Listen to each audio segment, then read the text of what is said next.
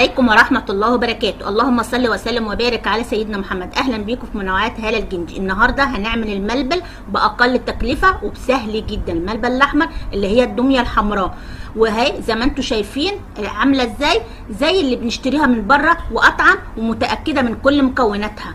اهي دلوقتي هنجيب حلة، هنروح حاطين فيها كوباية، اهي كوباية مية وكوباية تانية الا ربع، يعني مش هتمليها جامد. اهي هتحطيها في الحله. بعد كده هوت هتروحي جايبه الايه.